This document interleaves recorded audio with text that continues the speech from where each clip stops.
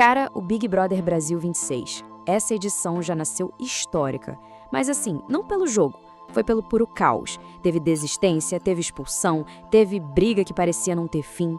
E no meio dessa loucura toda, um ato de agressão que fez o Brasil parar e se perguntar uma coisa. Afinal, qual é o limite da nossa mente quando a gente está sob pressão máxima? Então, vamos lá, para a gente ter uma ideia do tamanho do problema. Em só 34 dias, 5 pessoas saíram da casa sem ser pelo paredão. 5, em pouco mais de um mês. Cara, isso é um recorde absoluto. E já mostra, assim, de cara, que o nível de pressão lá dentro atingiu um ponto que a gente nunca tinha visto antes. E o que botou fogo de vez no parquinho foi esse momento.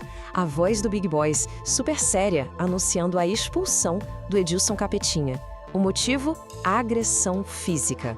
E o mais bizarro, tudo começou por causa de uma luz acesa. Já parou para pensar nisso? Uma discussão boba que escalou para agressão e expulsão em rede nacional. É muito surreal. Pois é, a gente assiste daqui de fora, comenta, julga, mas a pergunta que fica martelando na cabeça é: por quê? O que acontece na cabeça de uma pessoa confinada para ela chegar nesse extremo? É só pelo prêmio? É a competição? Ou será que tem alguma coisa muito mais complexa rolando ali por trás das câmeras? Para a gente conseguir entender essa doideira, a gente precisa sacar uma parada fundamental. Aquela casa colorida, cheia de festa, não é só um cenário de TV. Aquilo ali é um laboratório, um verdadeiro experimento social. E ele é pensado nos mínimos detalhes para levar a mente humana ao limite. E o objetivo desse experimento é bem direto, na verdade. O confinamento é todo arquitetado para literalmente ir desmontando a nossa estrutura psicológica peça por peça. Pode ter certeza, nada que acontece ali é por acaso.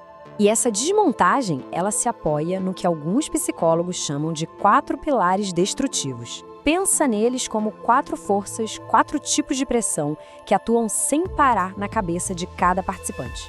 Bora dar uma olhada em cada um deles para entender como essa máquina funciona? Bom, o primeiro pilar é o mais óbvio de todos: a vigilância constante.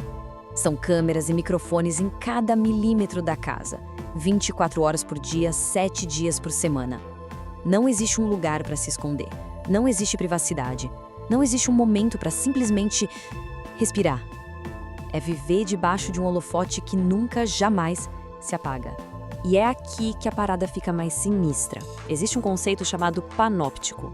Basicamente, é uma ideia de prisão, onde os presos nunca sabem se tem alguém na torre de vigilância olhando para eles.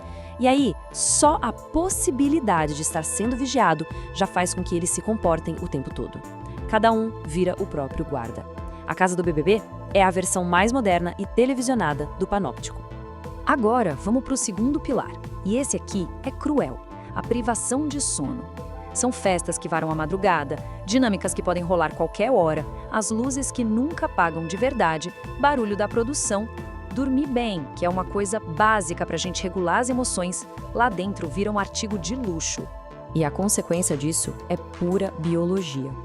Quando a gente não dorme direito, o nosso corpo dispara o cortisol, que é o hormônio do estresse. A amígdala, que é o centro das nossas emoções, fica a 1000 por hora. E o córtex pré-frontal, que é tipo o freio de mão do nosso cérebro, simplesmente para de funcionar direito. O resultado? A pessoa vira um barril de pólvora. Qualquer faísca, como uma luz acesa, explode tudo. Agora faz mais sentido, né? O terceiro pilar parece até uma contradição: o isolamento. Ué, mas isolamento numa casa cheia de gente? Sim.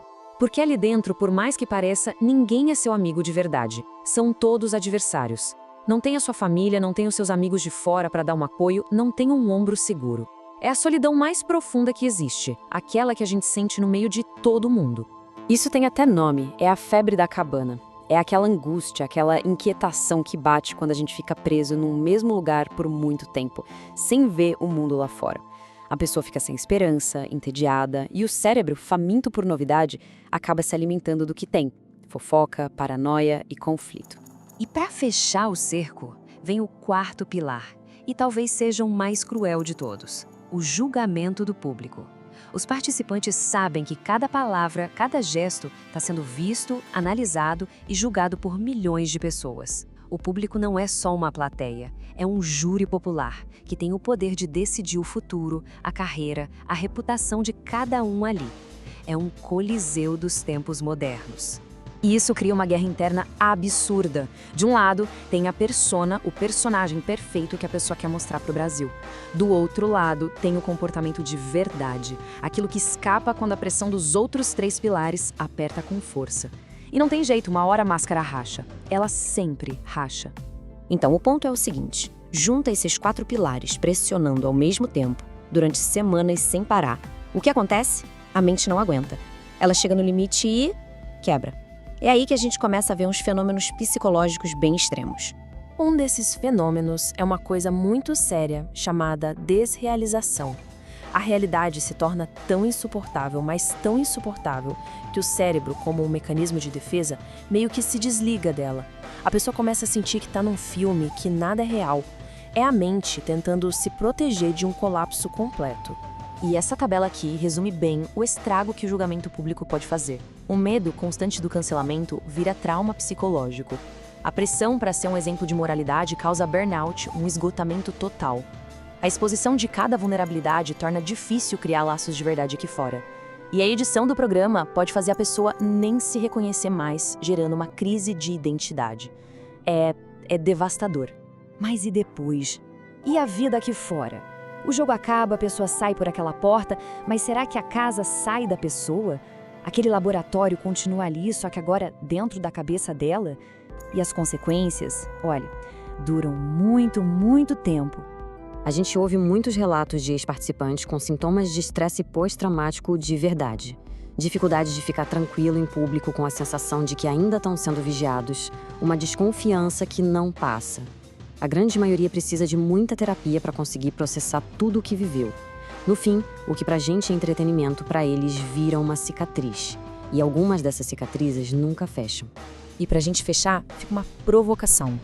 A gente desliga a TV, aponta o dedo pro BBB, mas será que a gente não tá vivendo numa versão mais sutil desse mesmo jogo? Todo mundo se policiando nas redes sociais, medindo cada palavra, com medo do cancelamento, esperando um like. A gente analisa o panóptico da casa, mas talvez o maior de todos seja esse que tá aqui, ó, na palma da nossa mão. Fica essa reflexão aí.